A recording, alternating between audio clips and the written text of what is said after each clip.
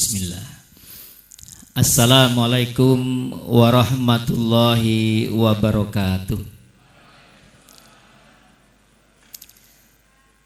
Alhamdulillahilladzi arsala rasulahu bil huda wa dinil haq liyudhhirahu 'ala dini kullihi walau karihal musyrikun. Asyhadu an la ilaha illallah wahdahu la syarikalah wa asyhadu anna Muhammadan abduhu wa rasuluhu la nabiyya ba'da. Yang kami hormati segenap pimpinan cabang, Pak ya. Pimpinan cabang Muhammadiyah Ngagel. Yang kami hormati segenap pimpinan lembaga SMA Muhammadiyah 2, SMP Muhammadiyah 5, dan SD Muhammadiyah 4 dan 16, serta segenap hadirin yang hadir pada acara yang luar biasa ini. Pertama, marilah kita haturkan sejenak rasa syukur kita kepada Allah Subhanahu wa taala karena kita masih diberikan umur oleh Allah dan tidak hanya sekedar bertambah usia, Pak. Tapi alhamdulillah umur ini oleh Allah masih dipertemukan dengan kebaikan-kebaikan. Kita masih berada pada suasana kebaikan-kebaikan. Jenengan bisa mengatakan, ya mestilah wong saya ini guru di lingkungan Ngagel. Tapi di luar sana ada orang yang seumuran dengan kita ini berada dalam kondisi yang jauh dalam bimbingan agama. Tidak ada yang paling kita butuhkan kecuali keridhaan Allah Subhanahu wa taala. Dan kita sekarang ini berada dalam kebaikan itu dan mudah-mudahan ini bisa menambah keridhaan dari Allah kepada kita semuanya. Amin ya rabbal alamin. Bapak Ibu yang saya hormati, sungguh berat materi ini. Ya, seharusnya saya mungkin cukup bahas-bahas soal-soal UN, Pak. Pak Stajab, saya mungkin lebih bisa, Pak, itu, Pak. Bapak Ibu yang berbahagia, saya di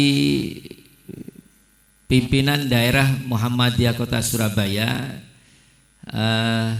dapat tugas sekarang ini sebagai wakil ketua yang membidangi lembaga pengembangan cabang ranting dan pembinaan masjid. Pembinaan masjid itu sekarang masuk di LPCR. Jadi ini memang sebuah temuan hasil dari kajian yang matang. Setiap kami bicara masalah ranting itu selalu bertanya apa kegiatannya ranting gitu. Sehingga akhirnya mohon maaf, bahasa saya itu begini, ranting itu kalau tanpa masjid itu seperti organisasi tanpa bentuk, tidak jelas. Tidak banyak ranting di Surabaya ini yang punya base camp, yang punya tempat untuk bisa bermusyawarah, tempat untuk ya sekedar ngobrol, tidak banyak. Mungkin kalau di Ngagel karena termasuk cabang yang kaya, mungkin bisa setiap ranting, tapi tidak semuanya. Nah, akhirnya ranting dengan takmir ini selalu saling plengos.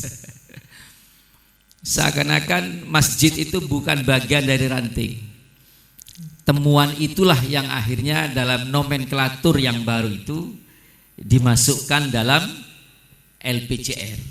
Ya, jadi kami berharap tidak ada yang merasa ngapunten, tidak ada yang merasa kebakaran jenggot. Lu sekarang kok masuk sana enggak? Di Muhammadiyah itu semangat bersinergi, semangat berkolaborasi itu kental sekali. Sehingga sementara ini kami di LPCR itu sudah melakukan sinergi itu. Jadi seperti kemarin kami mengadakan kegiatan kegiatan digital fundraising di Trawas. Itu kami sudah melibatkan Pak Zaini, apa saja Pak Zaini? Lazis, UMKM. Memang judul besarnya itu adalah kegiatan LPCR. Tapi kami sudah mulai belajar untuk mengajak lembaga lain, dan itu yang ingin kami kenalkan kepada warga Muhammadiyah, juga kepada seluruh pengurus Muhammadiyah. Kita tidak bisa besar kalau kita hanya bekerja sendiri.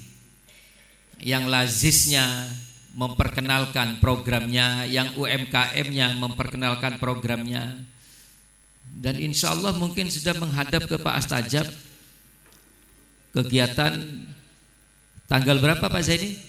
22. Ini kolaborasinya lebih luas lagi Pak. Jadi melibatkan PDNA, melibatkan juga pemuda, melibatkan lazis juga, dan sudah mulai keluar dari sudah masuk ke ranah politik, melibatkan para anggota dewan untuk bersinergi. Inilah Muhammadiyah. Jadi Muhammadiyah itu tidak akan bisa besar kalau dia hanya berjalan sendiri. Contoh LPCR berjalan sendiri, tidak melibatkan tabligh, tidak melibatkan yang lain-lain, karena tidak mungkin. Masjid itu kalau kita bisa meninjau dari perspektif yang lebih luas, itu bisa melibatkan lazis, bisa melibatkan tabligh, bisa melibatkan wakaf, bisa melibatkan dedasmen, semuanya bisa masuk situ. Hanya kebetulan kami sekarang yang ditugaskan oleh pimpinan daerah lebih khusus untuk pembinaan di masjid. Sehingga pembagian tugas antara LPCR dengan tabligh itu lebih kepada, kalau tabligh itu lebih banyak kepada dakwahnya, sedangkan LPCR itu lebih banyak kepada manajemennya. Makanya kemarin kami kenalkan masjid se-Surabaya itu dengan digital fundraising. Karena kami sudah mengambil kesimpulan, ya, berada pada kesimpulan masjid itu kalau kepingin maju pesat, dia harus punya tim digital fundraising. Kita berikan contoh misalnya masjid yang sering kita jadikan sebagai guru kan Al-Falah Sragen.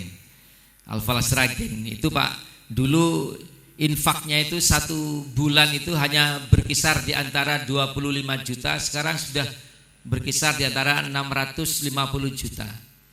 Sekarang ada Bapak Ibu bayi mungil di Surabaya, ya, bayi mungil di Surabaya yang kalau dihitung dari rasionya ini sudah melampaui Al-Falah Sragen, Pak. Mungkin pernah jalan-jalan ke Kali Kepiting, Pak, ya. Masjid Pemuda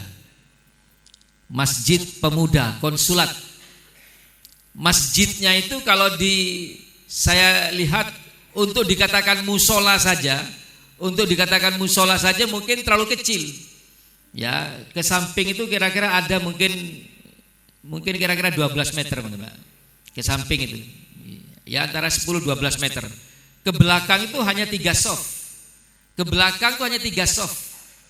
Ya, di luar itu sudah bukan tempat sholat. Di belakang itu hanya 3 soft, itu pun soft yang paling belakang itu sudah mepet tembok. Alasnya itu bukan karpet yang lembut, tapi perlak yang sudah ngelentek itu. Yang dijual oleh masjid ini ya hampir semua kegiatan sosial, dan mereka punya tim digital fundraising ya yang menjual program itu sampai keluar sana sehingga sekarang infaknya itu sudah di atas 1 miliar Pak, 1 bulan sudah di atas 1 miliar. Jadi kan kalau ke sana, kalau ke Masjid Pemuda mungkin mengatakan, walah koyok ngene kok. Tapi itulah yang kami kenalkan di LPCR. Kami tidak bisa membina satu persatu. Jadi kami kumpulkan ya secara kelompok besar, lalu kami kenalkan dengan masjid-masjid yang bagus, sehingga desiminasinya itu ya langsung kepada masjid-masjid itu. Jadi kalau kami harus membina satu persatu mungkin waktunya akan lama. Walaupun tetap nanti LPCR akan memilih mana masjid yang paling maju untuk dijadikan sebagai pilot project. Ya, ada 3 Pak Zaini ya. Ada 3 masjid nanti akan dipilih untuk dijadikan sebagai percontohan, dan itu akan dibina langsung oleh mereka-mereka, dibina langsung oleh Masjid Pemuda, dibina langsung oleh Masjid Al-Falah Sragen, ya. Sehingga nanti masjid-masjid Muhammadiyah se-Surabaya itu tidak harus belajar jauh-jauh ke Al-Falah Sragen. Jadi ini memang sebuah fenomena baru. Bapak Ibu, masjid sekarang ini sudah bukan lagi yang paling besar, bukan lagi yang paling dingin. Ya, yang AC-nya paling bagus, enggak. Semua yang saya sebutkan tadi itu sangat membantu, sangat mendukung. Ya, tetapi yang paling penting bagaimana masjid itu bisa menghadirkan orang sebanyak-banyaknya dan bisa memberikan manfaat seluas-luasnya. Tolong dicatat dengan baik-baik. Ya, masjid yang paling bagus adalah masjid yang paling banyak menghadirkan orang dan paling besar manfaat yang diberikan kepada orang lain. Itu Pak. Ya, kalau dengan menghadirkan orang itu perlu ruangan ber-AC, ya silakan. Kalau menghadirkan orang itu mungkin perlu sembako, ya silakan. Tapi yang paling penting adalah bagaimana masjid itu bisa menghadirkan orang sebanyak-banyaknya dan memberikan manfaat yang seluas-luasnya. Kemarin saya mendapatkan informasi dari Pak Kusnadi itu. Jadi seandainya masjid di Indonesia itu, dipenuhi oleh jamaah, penuh Pak, penuh. Bukan kok separuh, penuh. Itu mungkin masih lebih banyak orang yang di luar masjid daripada orang yang di dalam masjid. Itulah kepedulian kita khususnya kepada masjid-masjid di lingkungan Muhammadiyah, khususnya lebih khusus lagi di Surabaya. Bapak Ibu yang berbahagia,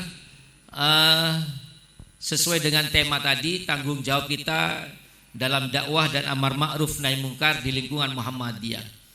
Maka saya menemukan 2 tugas Pak. Saya menemukan 2 tugas yang harus kita emban dalam bermuhammadiyah ini. Jadi yang pertama sebagai duta, dan yang kedua sebagai manajer. Nun sewu, apa Pak tadi Pak? Sebagai duta dan sebagai manajer. Cukup 2 ini saja Pak. Dan ini kita mengacu kepada Al-Quran. Ya, inni ja'ilun fil ardi khalifah. Bahwa manusia itu dihadirkan oleh Allah, salah satunya selain sebagai abdi Allah, dia juga sebagai khalifah. Khalifah fil ard, sebagai duta, sebagai manajer untuk mengelola apapun yang Allah berkahi, yang Allah berikan kepada manusia tersebut. Lah, kita pun juga demikian. Saya mencoba menemukan 2 ini. Sebagai duta, hadirin sekalian, mungkin bahasa kasarnya begini Pak. Bahasa kasarnya, jadi kalau ada orang ingin melihat Muhammadiyah, seperti apa Muhammadiyah itu, cukuplah melihat jenengan. Dimanapun jenengan berada, jenengan bersyukur Bapak Ibu berada di lingkungan yang homogen. Jenengan warga Muhammadiyah, kader Muhammadiyah, berada di lembaga pendidikan Muhammadiyah. Apa yang kurang? Sudah komplit sudah. Ya, dekat dengan orang-orang yang punya pemahaman yang sama tentang Muhammadiyah, di lingkungan Muhammadiyah, Amaliyah yang kita lakukan juga seperti Muhammadiyah, tidak ada susahnya. Yang jadi masalah itu ketika kita berada di lingkungan yang heterogen. Ya, kader Muhammadiyah berada di lingkungan yang bukan Muhammadiyah. Maka itulah fungsi duta yang betul-betul diharapkan. Jadi kalau ada orang ingin melihat seperti apa Muhammadiyah, ya lihatlah. Misalnya lihatlah Pak Zaini, lihatlah Pak ini, lihatlah Pak ini. Itu Pak. Itu namanya duta. Jadi kita ini membawa misi, membawa cerita tentang Muhammadiyah. Dan orang pun juga cukup memahami Muhammadiyah dengan melihat kita semuanya. Itulah tugas kita sebagai duta. Bapak Ibu, hello Bapak Ibu. Kalau saya bicara duta kepada guru Muhammadiyah, ya itu mungkin tidak begitu masalah Pak. Apa yang jenengan beratkan? Ya, jadi kalau misalnya guru Muhammad itu dianggap sebagai duta, jenengan bertemu dengan para duta di lingkungan sekolah itu. Ya. Mungkin duta kita ini mungkin kepada siswa kita. Ya. Bagaimana kita memberikan cermin, memberikan figur ya kepada putra-putri kita bahwa kita adalah guru Muhammadiyah. Ya, sosok kita adalah cerminan bahwa sayalah Muhammadiyah. Guru Muhammadiyah seperti ini. Itu mungkin lebih bagus, lebih fokus mungkin kepada siswa. Atau mungkin juga lebih luas lagi kepada wali murid. Tapi di antara guru ini kan semuanya sudah merupakan duta, merupakan utusan, delegasi yang masing-masing memberikan corak tentang Muhammadiyah itu. Jenengan bisa bayangkan bagaimana orang yang mendapatkan tugas sebagai duta Muhammadiyah, sebagai delegasi Muhammadiyah di lingkungan yang bukan Muhammadiyah, Pak. Saya kebetulan guru negeri. Ya. Kalau guru negeri itu nun sewu.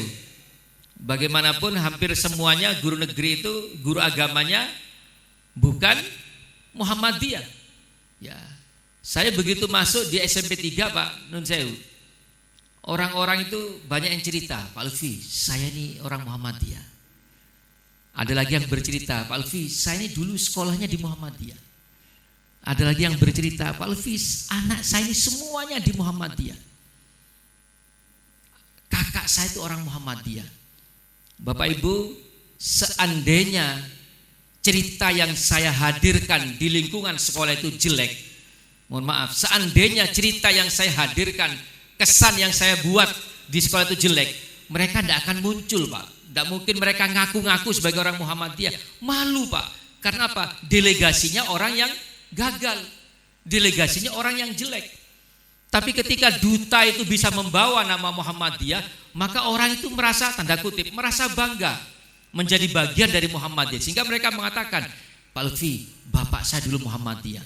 Pak Lutfi, dan semua cerita muncul Pak. Itu yang kita butuhkan. Kalau jenengan berada di sekolah mungkin selesai urusan Pak. Tapi jenengan kan akhirnya pulang ke rumah masing-masing. Jenengan mungkin juga hadir di masjid-masjid yang bukan tidak mungkin. Masjid tempat jenengan berjamaah itu bukan masjid Muhammadiyah. Ada enggak? Ada enggak Pak? Saya ini ketua takmir Masjid At-Taqwa Simorejo yang sampai sekarang bukan amal usaha Muhammadiyah lah. Ya. Dan di tempat itu banyak. Ya, saya melihat ada beberapa figur. Ada mungkin karena masjidnya yang lain agak jauh, milih sholatnya di At-Taqwa. Ada juga yang mereka itu pengurus aktif Jamaah Tabligh. Ada yang lain. Nah, itu pun juga menjadi tugas mulia bagi kami. Ya, bagaimana kita memberikan corak Muhammadiyah sebagai duta tadi itu. Ya. Yang kedua, sebagai manajer. Sebagai manajer itu nun sewu Pak. Kalau saya mengatakan manajer, yang ada di otak kita apa Pak? Halo? Apa kira-kira yang ada di otak kita ketika menyebut kata manajer? Mengolah. Jadi manajer itu adalah mengolah. Bagaimana kita menghadirkan kemanfaatan dari apapun yang kita kelola itu. Itulah fungsi dari seorang manajer. Manajer itu lebih banyak kepada urusan teknik, lain dengan direksi, lain dengan direktur. Ya, manajer itu lebih banyak kepada aplikasinya. Manajer itu lebih banyak kepada urusan-urusan yang konkret, ya, fungsional. Itulah manajer, hadirin sekalian. Dan dimanapun kita tinggal, apapun tugas kita harus menjadi seorang manajer yang bagus. Itu fungsi tugas dari kader Muhammadiyah dalam rangka dakwah amar ma'ruf nahi mungkar. Itu yang pertama. Jadi dua tugas ini mohon diulang Bapak Ibu. Apa tugas kita? Duta dan manajer. Duta itu intinya menampilkan corak tentang Muhammadiyah.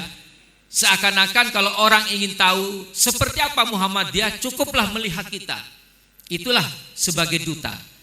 Mungkin apakah akhlaknya, mungkin apakah adabnya, mungkin apakah pengetahuannya. Cukuplah melihat, oh ini loh Muhammadiyah seperti ini. Hati-hati, duta itu bisa memberikan efek negatif ketika kita tidak berhasil memberikan cerita yang bagus di lingkungan kita, tempat kita tinggal.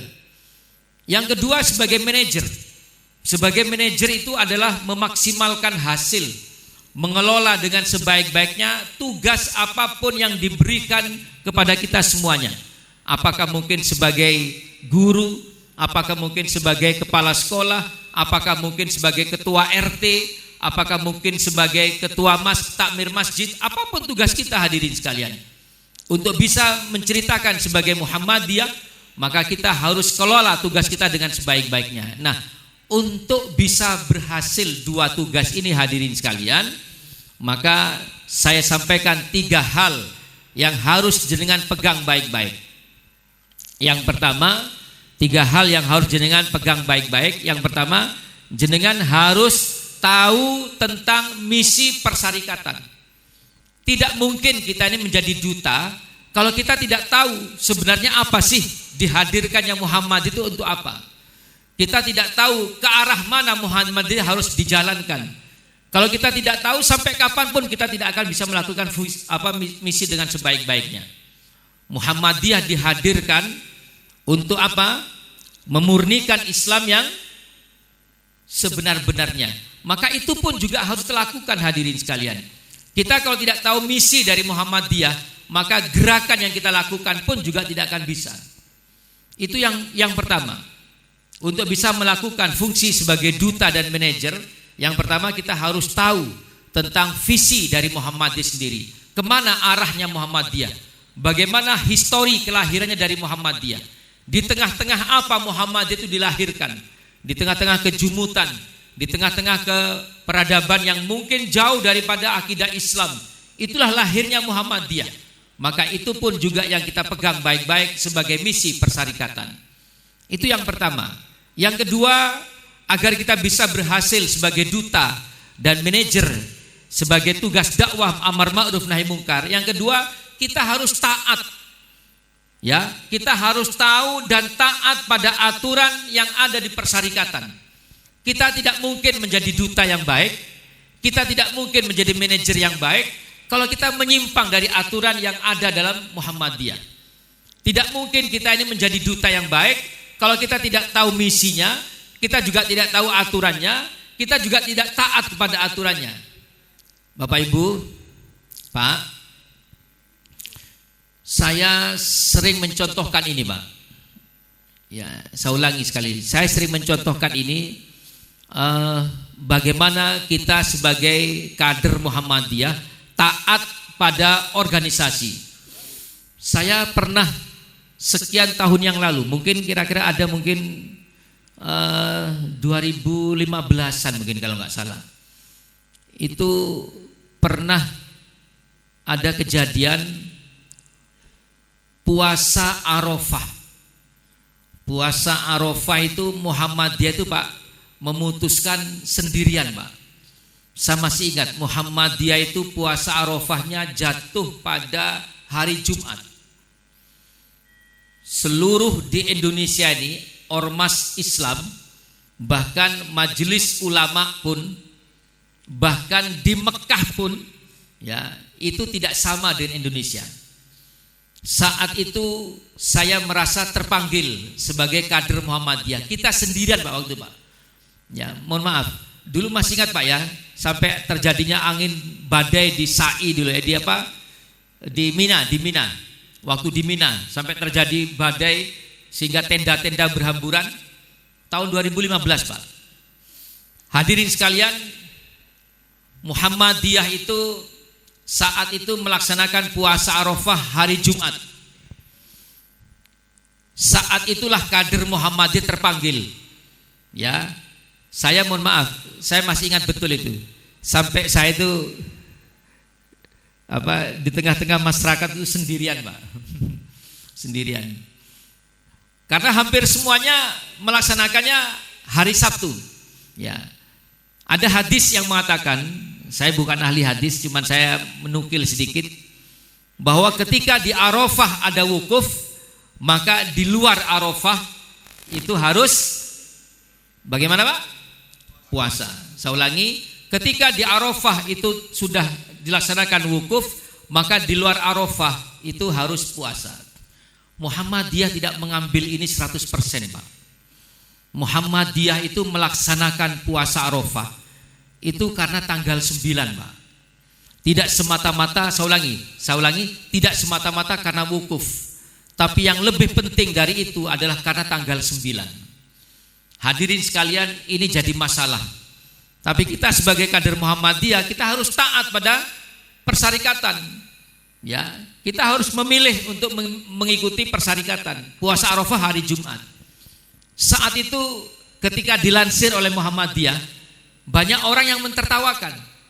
Saya ulangi, banyak orang yang mentertawakan. Ya, karena ada 3 alasan Muhammadiyah. Kalau kita mengacu kepada wukuf di Arafah, kalau kita hanya berdasarkan karena ada wukuf di Arafah, maka Muhammadiyah meminta kepada masyarakat yang seperti itu untuk menjawab 3 masalah. Yang pertama, sejak kapan kita tahu bahwa di Arafah itu ada wukuf? Kita tahu bahwa di Arafah itu ada wukuf itu karena ada telepon, ada HP. Betul Bang nggih? Halo? Betul nggih? Karena ada HP, ada televisi, ada telepon. Pertanyaannya hadirin sekalian, berapa umurnya telepon ini? Berapa umurnya televisi ini? Ya, taruhlah umurnya mungkin 200 tahun. Pertanyaannya, bagaimana dengan orang tua kita yang hidupnya 400-500 tahun yang lalu? Dari mana mereka tahu bahwa di Arafah ada wukuf? Kira-kira gimana Pak? Bagaimana mereka tahu bahwa di Arafah itu ada wukuf? Sementara HP belum ada, televisi belum ada, telek juga belum ada, telepon juga belum ada. Dari mana mereka tahu?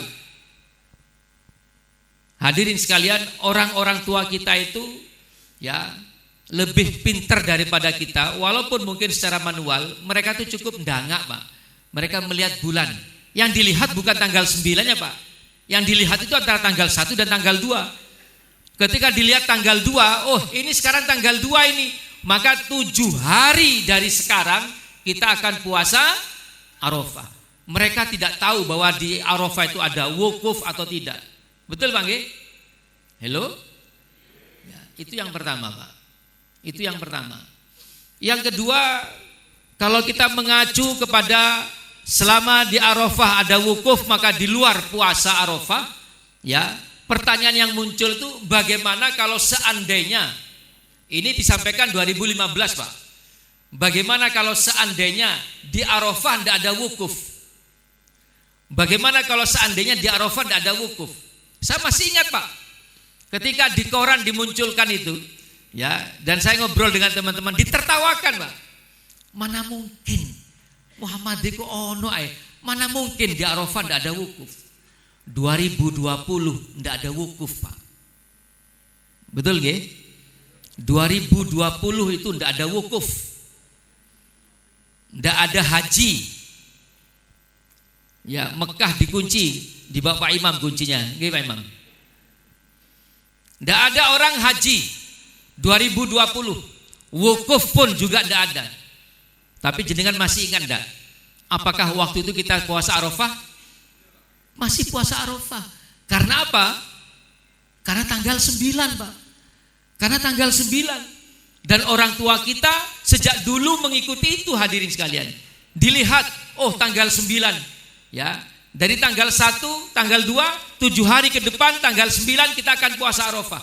Tanpa mereka dapat kabar bahwa di Arafah ada wukuf atau tidak. Itu hadirin sekalian. Ya. Dan Muhammadiyah sudah melakukan itu, hadirin sekalian.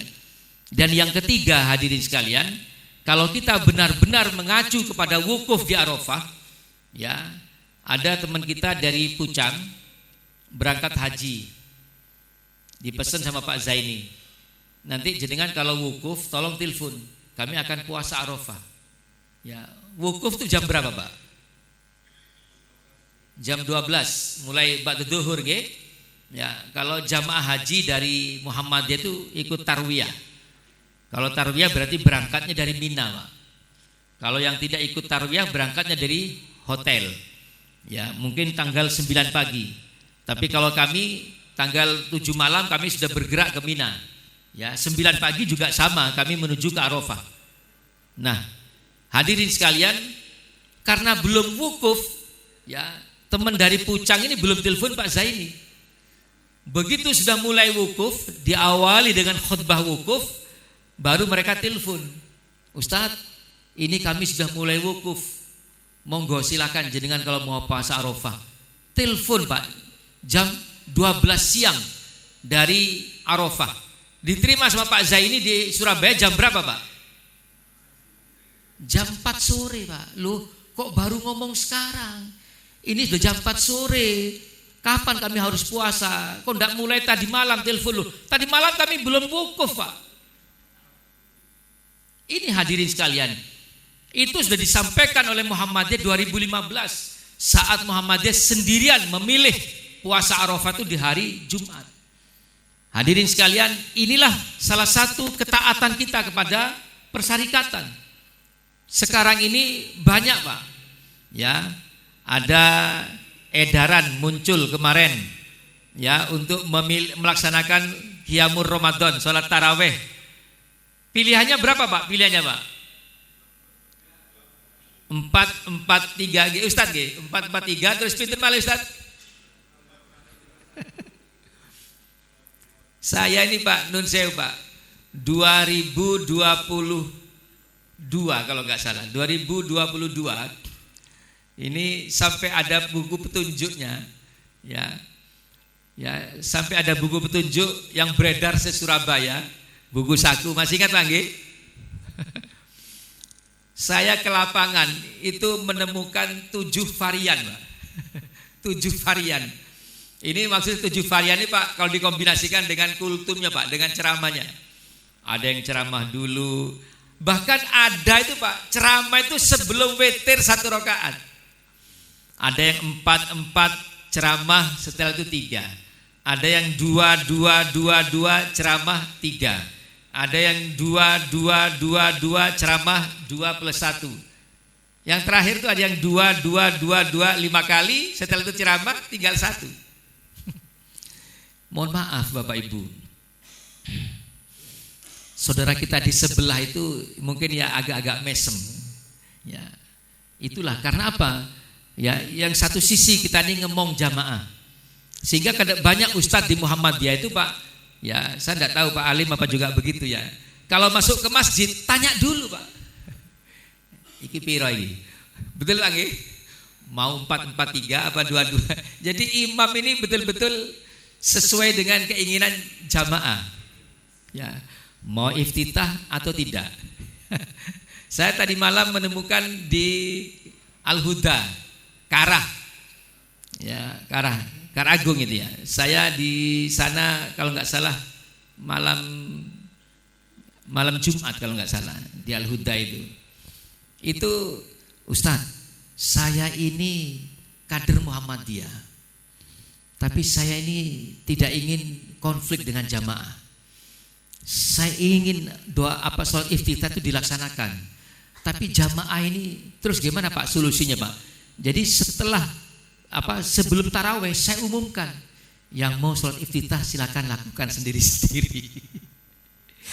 Ini hadirin sekalian. Jadi hal-hal yang seperti ini ada Pak di tengah-tengah masyarakat Pak. Ya, ada lagi sekarang ini azan subuh yang diperpanjang berapa menit Pak? 8 menit. Ya, saya walaupun masjid bukan amal usaha Muhammadiyah, saya siasati Pak. Saya panggil pakar falak, siapa Pak Ustaz? Pak Siratin Siddiq Pak ya. Ya, itu saya panggil beliau, saya siapkan proyektor, kajian Ahad pagi. Ya, setelah itu saya tidak ngomong sendiri Pak. Ya, nanti kalau dia ngomong sendiri saya dikira wah ini Muhammadiyah. Saya tahu masjid saya bukan Muhammadiyah, tapi amaliyahnya semuanya seperti Muhammadiyah. Ya, begitu Pak Siratin Siddiq menyampaikan, bagaimana Bapak Ibu? Gimana solusinya? Akhirnya ada solusi Pak. Ya, kita ini kalau adzan Pak Lutfi, kalau adzan 8 menit setelah adzan-adzan di kampung, nanti orang tuh heran semua. Akhirnya iqomahnya diperpanjang sampai 25 menit dari mulai adzan. Dan saya sampaikan Bapak Ibu, kalau dari putusan tarjih adzannya Muhammadiyah itu ditambah 8 menit. Jadi jenengan kalau mau sholat qobliyah subuh itu nunggu countdown itu, nunggu timer itu sudah menunjuk angka 10. Silakan mulai sholat qobliyah subuh. Hadirin sekalian, kita harus memperkenalkan dimanapun kita tinggal Pak, harus memperkenalkan misi-misi itu. Karena apa? Ini merupakan tugas kita. Kalau kita tidak yakin, ya kita tidak akan bisa melakukan. Ya, dan itu banyak hal Pak, banyak hal. Saya pernah kemarin ada anak-anak di SMP 3, Ustadz, saya ini sebentar lagi ujian praktek Pak. Saya tahu Pak, dia dari SD Muhlas. Ya, saya ini ujian praktek Ustaz. Terus gimana nanti ujian praktek sholat saya ini ikut yang mana? Saya sampaikan ke gurunya Pak. Pak, muridnya sampean itu ono sing Muhammadiyah. Terus ya Pak?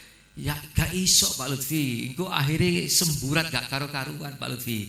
Sampean tak kei datai Pak ya. Sampean tak kei datai arek-arek sing wis maju nang aku.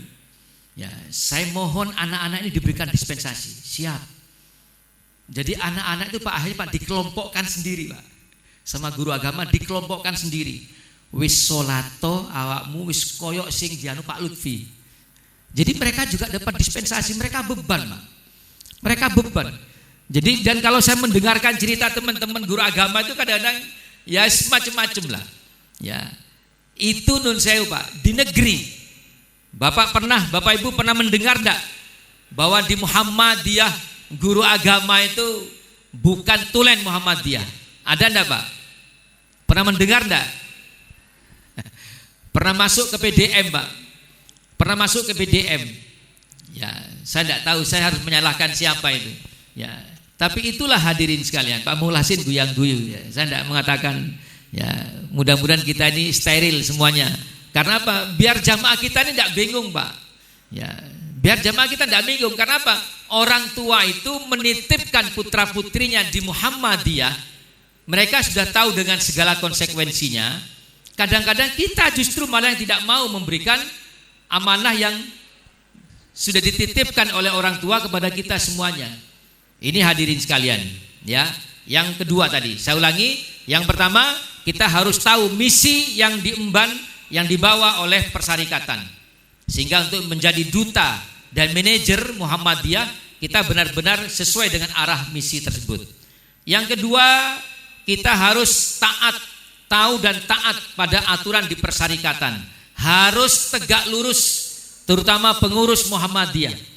Dan yang ketiga hadirin sekalian, kita harus tahu ilmu dan ilmu dan ya keahlian di masing-masing profesi yang kita emban sebagai duta dan manajer di Muhammadiyah.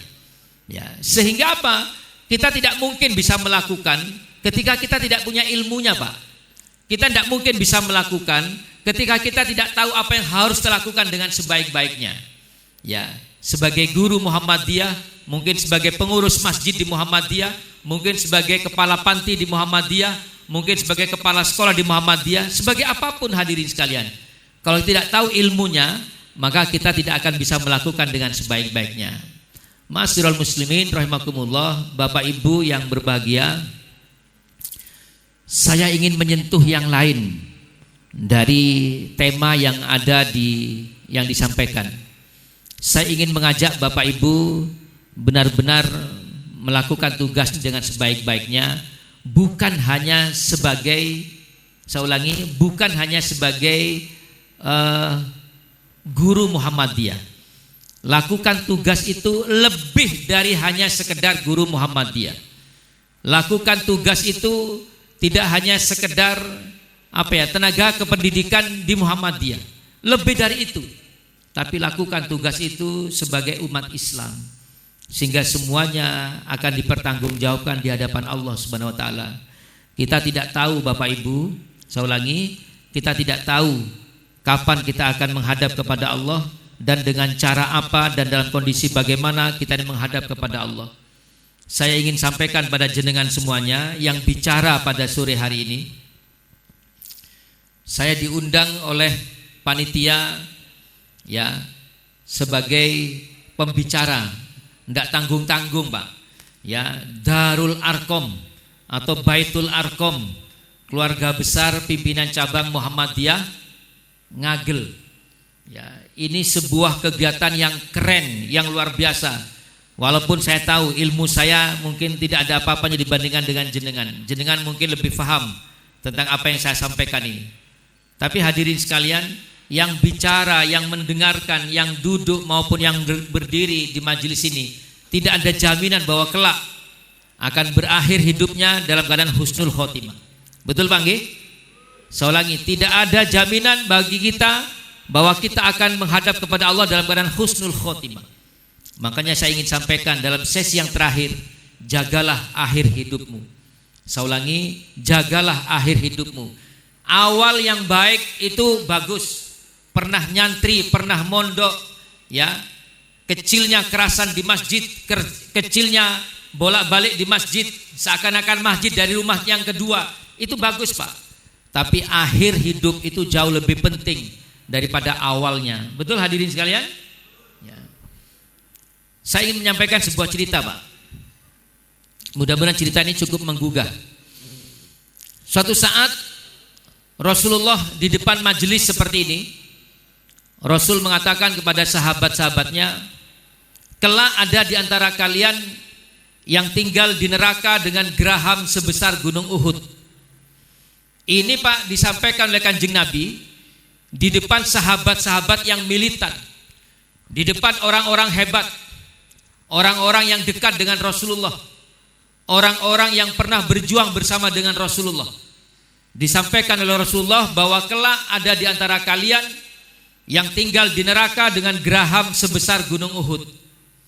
Hadirin sekalian, berjalannya waktu, satu persatu dari orang yang hadir di majelis itu meninggal dunia Pak.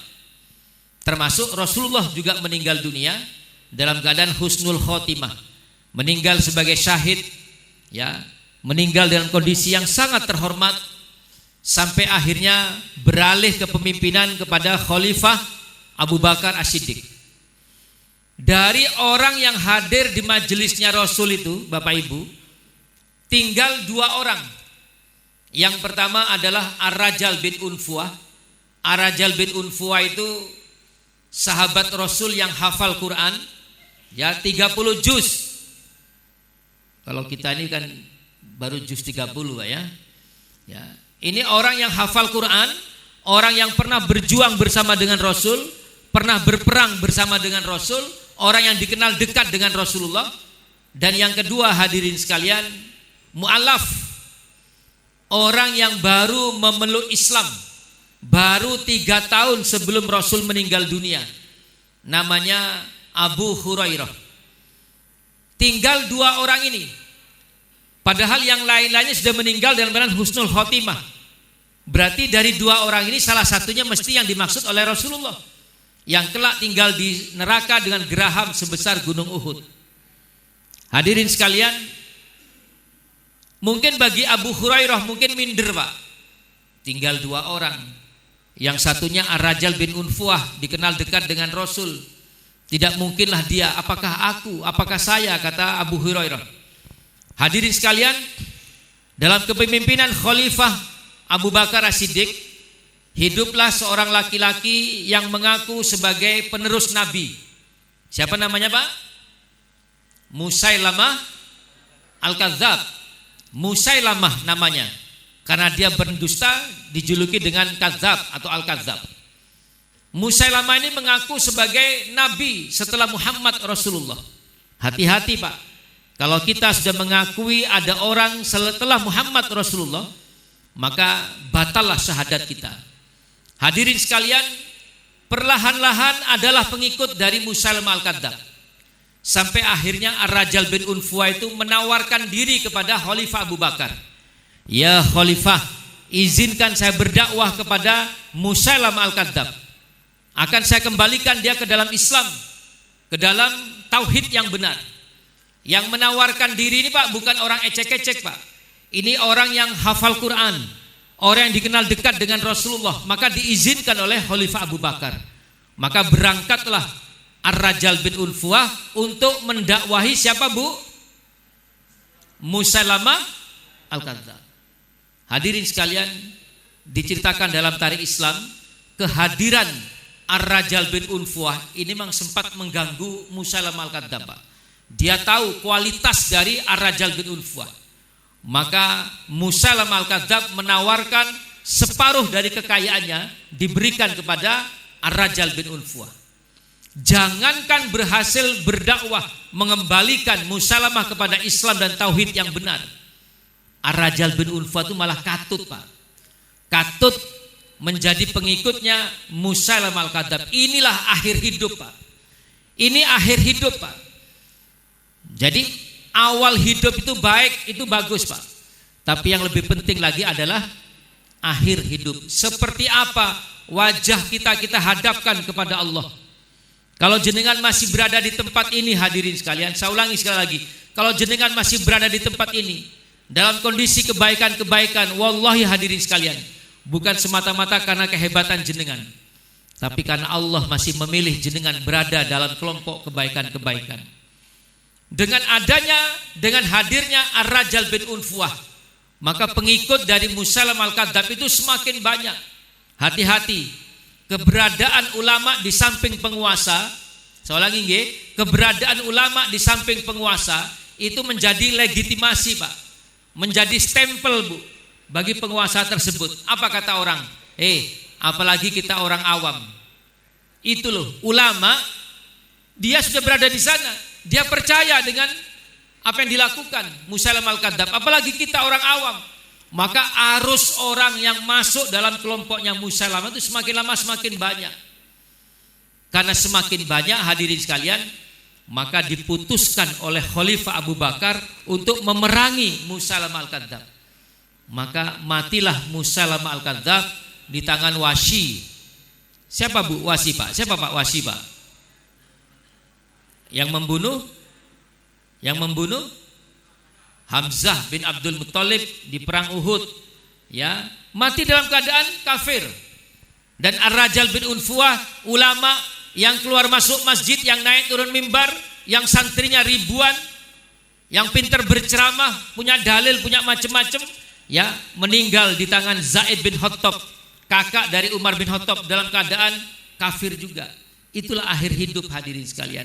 Oleh sebab itu hadirin sekalian, senyampang ini bulan suci Ramadan, mari kita jaga agar kita ini benar-benar di jalan yang benar sampai di penghujung umur kita. Amin ya rabbal alamin. Cerita sebaliknya Pak, cerita sebaliknya itu terjadi pada Khalifah Umar, Sayyidina Umar Ibnul Khattab. Silakan jenengan buka Pak, tabel As-Sabiqunal Awwalun, orang-orang yang pertama kali memeluk Islam. Ada enggak kira-kira nama Sayyidina Umar? Hello? 10 sahabat Nabi yang dijamin masuk surga itu hampir semuanya adalah as-sabiqunal awwalun, kecuali satu yang bukan. Siapa itu? Umar bin Khattab. Umar bin Khattab itu Pak masuk Islam itu di bulan Dzulhijjah, tahun ke-6 kenabian. hampir 7 tahun Pak. Hampir 7 tahun memusuhi Islam. Hampir 7 tahun memusuhi Muhammad Rasulullah. Dia juga pernah membunuh anak kandungnya sendiri. Kita tidak pernah, hadirin sekalian. Jauh lebih jahat Sayyidina Umar. Seandainya mungkin Pak Edi sempat ketemu dengan Sayyidina Umar sebelum Sayyidina Umar masuk Islam, mungkin Pak Edi pun juga mengatakan, Mar kau niki nemen, kau niki mesti neraka, Mar mesti neraka. Walaupun mungkin kita tidak berani ngapa-ngapain, Bang, ya, karena Sayyidina Umar itu katanya dikenal luar biasa beraninya. Setan pun juga takut berpapasan dengan Sayyidina Umar. Jadi kalau Sayyidina Umar itu lewat di depan gedung ini, Pak, setan tuh milih tempat lain. Lain kalau kita, Pak Alim, lewat depan sini, Pak. Kalau kita lewat depan sini, semua setan tuh gerombol, Pak, digeroyok kita rame-rame. Sayyidina Umar itu seperti itu, Pak. Ya, tapi begitu di bulan Dzulhijjah di rumah Arqam bin Abi Arqam, dia bersyahadat disaksikan Muhammad Rasulullah, Islamnya dijaga oleh Allah lebih baik dari Islamnya orang-orang yang pertama kali memeluk Islam. Solatnya, tahajudnya, apapun dijaga oleh Allah. Dan sebagai hadiah, perhatikan Bapak Ibu, kehormatan dari Allah, justru setelah meninggal Allah berikan kesempatan jenazahnya bersanding dengan kekasih Allah Muhammad Rasulullah Sallallahu Alaihi Wasallam. Betul Bang? Di mana itu? Di mana itu? Di Masjid Nabawi. Di Masjid Nabawi itu, Pak, di sampingnya Raudhah itu ada 3 makam, Pak. Ya, makam yang pertama yang paling kanan. Jadi kalau kita melewat itu, yang pertama kali kita lihat itu adalah makamnya Sayyidina Umar. Setelah makam Sayyidina Umar, di tengah-tengah ada makamnya Sayyidina Abu Bakar. Baru setelah itu makamnya Rasulullah Muhammad sallallahu alaihi wasallam. Padahal hadirin sekalian, orang yang paling besar berjuang untuk Islam itu adalah istrinya sendiri, Khadijah binti Khuwailid. Semua kekayaannya habis sebelum menikah dengan Muhammad Rasulullah. Khadijah itu menjadi orang paling kaya, Pak. Orang paling kaya di Mekah, bukan perempuan paling kaya, tapi orang paling kaya di Jazirah Arab, di Mekah. Semuanya habis, Pak. Bahkan untuk sekedar kain kafan saja, Khadijah itu harus minta serban. Serban yang dipakai oleh Rasulullah itu diminta, walaupun tidak bisa keluar dari lisannya sendiri. Dia minta lewat anaknya, lewat putrinya Fatimah binti Muhammad Rasulullah. Ya, saking miskinnya, Pak. Kondisi terakhir, semua kekayaannya habis untuk berjuang demi Islam. Itu pun hadirin sekalian tidak mendapatkan kehormatan jenazahnya bersanding dengan suaminya yang telah menghidupinya bersama-sama selama 25 tahun. Justru malah orang yang paling jahat dengan Muhammad diberikan kesempatan oleh Allah, jenazahnya bersanding dengan kekasih Allah Muhammad Rasulullah. Itulah akhir hidup, Pak. Nun saya bisa dipahami, Pak, nggih? Itulah akhir hidup, Pak. Dan malaikat itu mencabut nyawa orang itu tidak butuh waktu berlama-lama, Pak. Tidak butuh waktu berlama-lama sampai akhirnya yang akan mati itu sadar bahwa dia akan mati. Kalau orang yang mau mati itu sadar, Pak, tahu bahwa dia akan mati, tahu bahwa dia akan dicabut nyawanya, oh, dia akan melakukan perubahan luar biasa, Pak.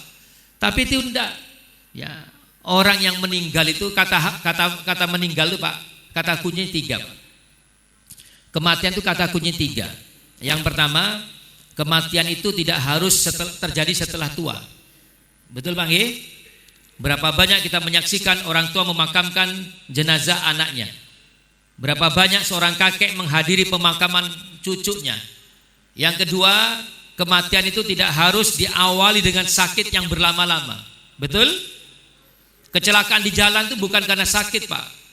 Di Pontianak kapan hari itu ada tronton, rem blong, ya, 11 orang meninggal di tempat. Itu semuanya gak ada yang sakit, Pak. Gak ada yang sakit. Kapan hari di Bogor kalau gak salah, ya, pintu tol, rem blong, pintu tol, 8 orang meninggal di tempat. Itu tidak ada orang yang sakit, Pak. Itulah cara malaikat mencabut nyawa kita, hadirin sekalian.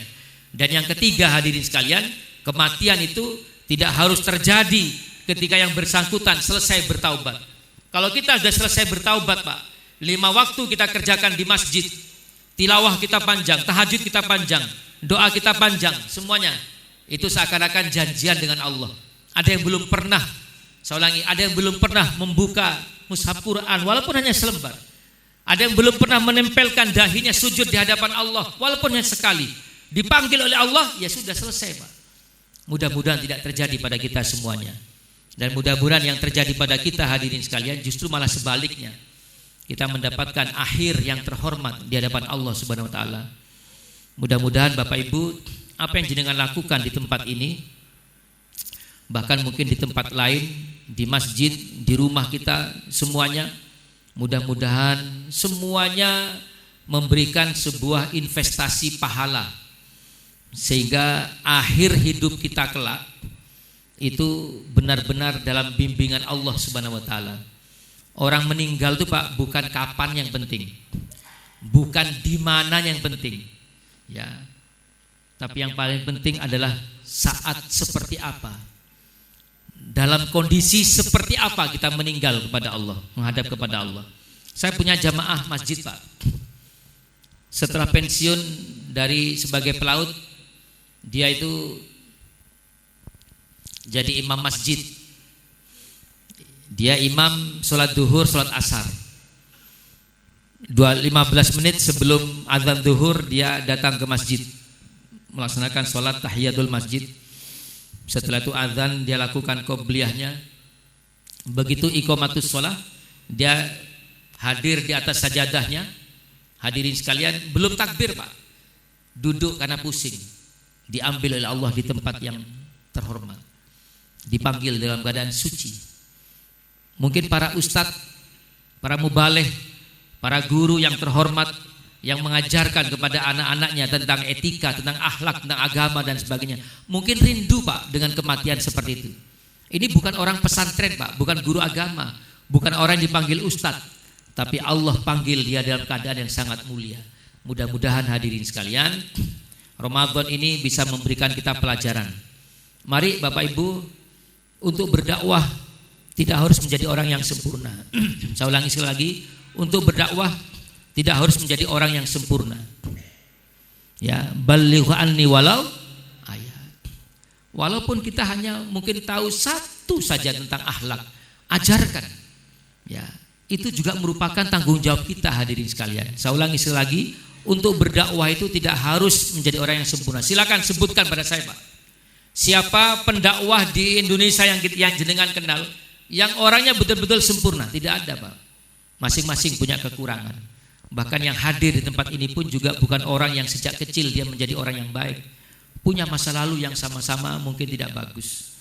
Mungkin kita masing-masing punya aib, yang seandainya aib itu diketahui oleh orang lain mungkin kita akan malu.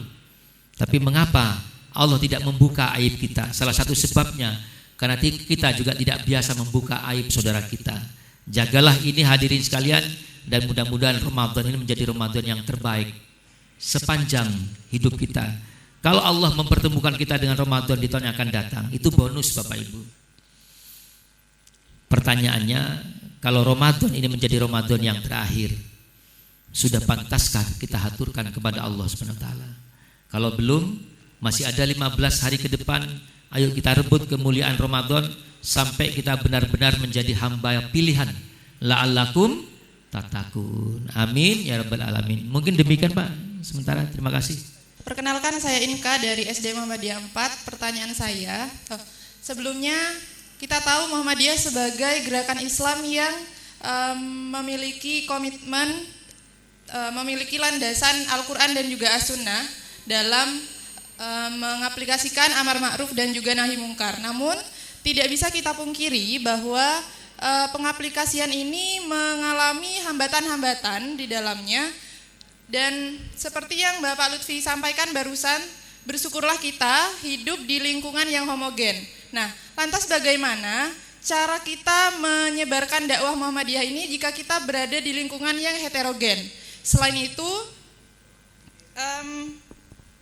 pendekatan dakwah yang seperti apa Bapak yang bisa kita lakukan?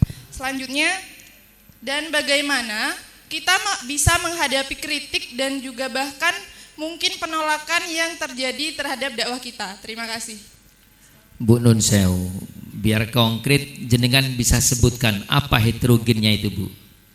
Heterogennya dalam artian berbeda pada gerakan Islamnya Bapak. Apa gerakan Islamnya apa Bu? Misalnya Seperti bentuk sholat. kalau kita kan Muhammadiyah. Nah, kalau contohnya saja di saudara kita yang Nahdlatul Ulama gitu. Apa yang berbeda yang Ibu ingin fokus stressingnya apa, Bu? Masalah kunut?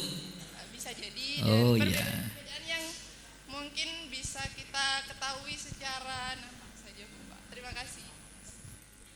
Nama saya Edi Supranoto dari SMA Muhammadiyah 2. Yang saya tanyakan ada 2, Pak. Satu, bagaimana menjadi takmir yang dalam tanda petik ini pemberani. Tadi kan diceritakan banyak masjid-masjid ini yang takmirnya Muhammadiyah, tapi karena belum ada atau statusnya belum resmi Muhammadiyah, dalam tanda petik masih ingin mengakomodasi kepentingan jamaah. Jadi yang saya ingin dapat penjelasan dari panjenengan, harus bagaimana sih takmir ini supaya iki kudu Muhammadiyah. Atau katakanlah maksudnya paling tidak ini seperti perpanjangan waktu sholat subuh ini kan banyak juga masjid-masjid Muhammadiyah yang belum melaksanakan itu. Yang kedua, kaitannya dengan organisasi. Kalau di lingkungan saya di daerah Waru, ya saya sebutkan saja, ini sebenarnya kalau PCM itu lebih terbuka ya. Jadi artinya tidak hanya di sekitar sektor tertentu saja. Ini kelihatannya banyak, Pak. Jadi kader-kader Muhammadiyah atau simpatisan Muhammadiyah yang bisa didorong menjadi lebih erat lagi, lebih dekat lagi.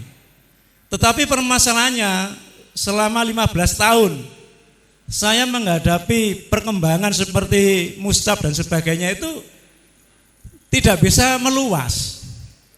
Mustab ini hanya diikuti oleh ya dari situ ke situ saja. Why? Mengapa? Ya sosialisasinya yang kurang luas. Dan kelihatannya ada batas untuk memasuki garis itu. Nah, yang saya tanyakan, apakah hal seperti ini memang umum ya? Apakah hanya di suatu tempat tertentu? Memang apa, Pak? Memang banyak terjadi di organisasi kita. Matur nuwun, terima kasih. Assalamualaikum. Berdakwah itu mengajak. Halo, Ibu. Berdakwah itu mengajak. Mengajak itu berarti tidak boleh membuat orang takut. Berdakwah itu harus menggembirakan. Ada perbedaan-perbedaan dalam organisasi keagamaan itu yang mungkin tidak prinsip. Okay. Saya selama ini nun sewu, saya ngisi pengajian itu, ngisi taklim itu kalau tidak salah mungkin ada 5 mungkin itu yang benar-benar masjidnya teman-teman dari Nahdlatul Ulama. Itu sangat kuat sekali. Dan mereka tahu bahwa saya ini pengurus Muhammadiyah. Mereka tahu kalau saya ini pengurus Muhammadiyah. Bahkan sempat saya guyoni, Pak jenengan ndak apa-apa ta. Saya ndak apa-apa Ustadz. Kita akan mencari ilmunya. Dan mohon maaf, mereka ini Bapak Ibu saya tanya sekarang, ada ndak siswa, mohon maaf saya sebut putra putri tokoh, bukan hanya warga Pak, tokohnya NU yang sekolah di Muhammadiyah? Enggak ada apa banyak? Banyak. Itu menunjukkan bahwa organisasi kita khususnya pendidikan itu dipercaya oleh mereka. Di Jawa Tengah itu Pak, ada tokoh NU itu mewakafkan tanahnya untuk dibuat apa Pak? Rumah sakit. Bahkan tidak hanya sekedar diwakafkan tanahnya, Ya, dia sempat membuatkan kantor rumah sakit itu. Pada saat serah terima kepada PWM Jawa Tengah, disampaikan, ya, saya percaya kepada Muhammadiyah. Ya, terakhir dia mengatakan, walaupun saya tetap sholatnya pakai kunut katanya. Karena apa? Ini sebuah kepercayaan, Bu. Di masyarakat itu tidak hanya urusan ibadah, tapi juga urusan muamalah. Bapak Ibu, mohon maaf, saya contohkan saya saja. Saya tidak ingin contohkan orang lain. Saya tinggal di Simorejo Gang 19. Di sebelah kanan saya ini aktivis gereja. Sempurna Pak, tempat tinggal saya. Sebelah kanan saya ini aktivis gereja. Sebelah kiri saya ini pelayan gereja Pak. Orang sudah sepuh-sepuh tapi ini pelayan gereja. Depan saya persis itu orang Kristen. Jadi saya ini dari manapun sudah kena. Ya, yang orang ini, orang yang aktivis gereja ini Pak, itu kebetulan tidak tinggal di situ. Ya, tapi kalau sudah pulang ke Simorejo, baiknya luar biasa. Bahkan mohon maaf, ini cerita sedikit. Kalau sudah Idul Fitri, satu gang tuh Pak, tidak ada orang yang dikirimi parcel. Saya itu dikirimi. Anak saya tuh suka Pak, karena coklatnya mahal-mahal. Orang kaya punya toko di Cito itu Pak. Ya. Saya pun juga begitu Bapak Ibu, ngapunten. Saya kalau pulang ngaji, ngapunten, cerita ini tidak apa-apa. Saya pulang ngaji, kebetulan saya di rumah ini Pak Astajab, sama-sama tidak suka makan Pak. Jadi kalau sudah pulang ngaji itu bawa makanan, itu saya mesti ketok rumah sebelah ini Pak, yang pelayan gereja ini. Mesti, belum tidur Bu, saya bawakan. Di depan juga begitu. Ya, kalau kami ada rezeki, mesti ini muamalah. Di sebelah sana itu orang Islam Pak. Itu saya rajin saya Pak. Saya kalau ke pasar kadang-kadang jalan-jalan, saya ada pisang, mesti saya rajin saya kasihkan. Saya bawakan. Ini muamalah. Saya ulangi muamalah. Saya malam-malam pulang ngaji, mesti itu saya ketok juga Pak. Bos pokoknya di lampu ini sing padang saya ketok. Ya. Itu. Nah, kemarin keluarganya orang tuanya meninggal Pak. Di depan saya persis Pak, serong ke kanan. Tahlil Bu. Tahlil. Ya, saya biasa. Ya, saya hanya menghargai. Ya, saya kalau mau keluar ya saya keluar sebelum mereka tahlilan. Saya upayakan tidak mengganggu. Ya. Tapi ketika saya sampaikan, Bu, mohon maaf. Ibu fahamkan, enggak apa-apa Ustaz. Tapi ketika orang tua meninggal, mohon maaf, kita takziah memberikan, mohon maaf, kita memberikan mungkin ya pantas untuk mereka terima sebagai sumbangan. Bukan kok seperti orang kampung yang hanya bawa beras satu piring itu Pak. Ya, bawa beras satu piring, enggak. Ya. Sehingga muamalah ini. Nah, kalau sudah muamalahnya bagus hadirin sekalian, mereka akan hormat pada kita. Tapi kalau kita sudah tidak bagus muamalahnya, apapun yang kita lakukan, ya. Di pojokan itu Pak, saya kalau belok itu ada markas bonek. Markas bonek. Ornamennya jelas Pak. Ya. Saya kalau dari luar kota, saya upayakan mampir di pojok itu Pak. Apa saya bawakan pia, apa saya bawakan apa. Ya. Sehingga ada apapun ya mereka baik dengan kita. Ya. Adapun di dalam level ibadah hadirin sekalian, apa yang kita beratkan? Pak, mohon maaf saya tanya. Jenengan sholat, taruhlah saya anggap semuanya tidak pakai kunut. Jenengan safar berhenti di sebuah masjid yang masjidnya pakai kunut, bisa enggak sholat? Enggak ada masalah Pak. Ada orang yang biasa sholatnya pakai kunut, safar dia berhenti di masjid yang enggak pakai kunut, bisa enggak? Enggak ada masalah. Yang penting muamalah kita dijaga dengan baik. Pun nggih, satu. Pun Bu nggih, sudah Bu nggih? Ya. Yang kedua,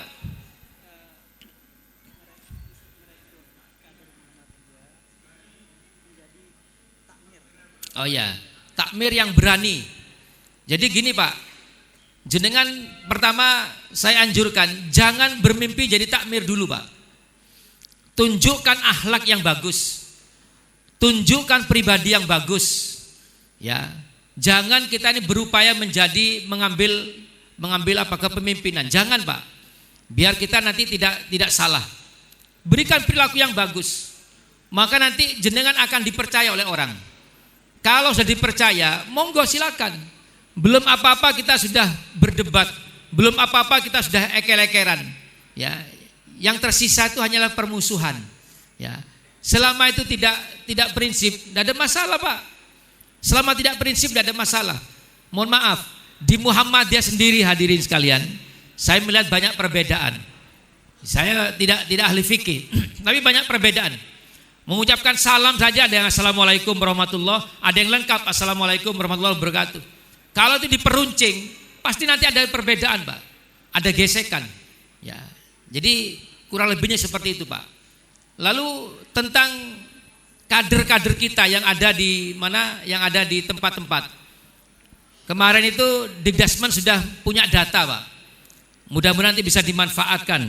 Ya, Dikdasmen itu sudah mencoba memiliki data bahwa misalnya seperti di tempat kami di Sukomanunggal. Di Sukomanunggal itu berapa orang yang bekerja di AUM-nya Muhammadiyah. Ya, itu supaya diaktifkan di cabang masing-masing. Dengan harapan apa? Orang-orang yang bekerja di Muhammadiyah itu sepulangnya, ya mungkin kerja di Pucang, tapi mungkin rumahnya di Manuan. Diharapkan dia bisa aktif di Manuan, Pak. Kita bisa mengisi. Ya, walaupun nun sewu, Pak, jangan putus asa, Pak. Saya mulai tahun 99, ini waktu cukup lama, Pak, 26 tahun, Pak. Saya tahun 99 sudah dapat tugas untuk membuat ranting di nun sewu, saya sebutkan ya, di Putat Gede, Pak. Ada yang dari Putat Gede, Pak? Ada yang rumahnya Putat Gede. Itu masuk kecamatan Sukomanunggal. Sampai ada teman itu, Pak, sampai pindah rumah, Pak, ke Putat Gede, Pak. Hanya untuk memenuhi kuota 5 orang. Dia ingin mendirikan ranting, Pak. Sampai sekarang enggak bisa. Saya malamnya itu mencoba untuk memasang bendera, Pak. Hanya semalam, Pak. Besoknya habis, Pak. Ada tempat-tempat seperti itu, Pak. Saya ngisi pengajian, Pak. Ya, yang datang itu mohon maaf, orang bukan pakai kopiah begini, Pak, tapi topi koboi ya. Topi koboi, Pak. Malam-malam pakai kacamata. Ini kan sama dengan neror ustadznya. Tapi apakah kita berhenti? Lah, enggak berhenti, Pak. Walaupun memang waktu itu belum memberikan hasil, Pak. Tapi tetap tidak boleh berhenti. Saya kemarin sudah sampaikan ke LPCR, ayo jangan hanya sekedar pelatihan, seminar dan sebagainya. Ayo data mana yang belum ada rantingnya kita masuki. Karena itu merupakan bagian dari tugas dari LPCR, Pak Zaini. Itu, Pak, jangan pernah putus asa, Pak. Ya, suatu saat mudah-mudahan. Yang tidak boleh itu kalau kita diam, Pak. Tetap harus bergerak. Ya, kira-kira mungkin begitu, Pak. Mohon maaf kalau ada yang mungkin masih belum sesuai dengan harapan. Baik, Ustadz Ustazah, sekiranya untuk sesi tanya jawab kita cukupkan untuk 2 pertanyaan saja. Baik, sekian dari saya selaku moderator. Assalamualaikum warahmatullahi wabarakatuh.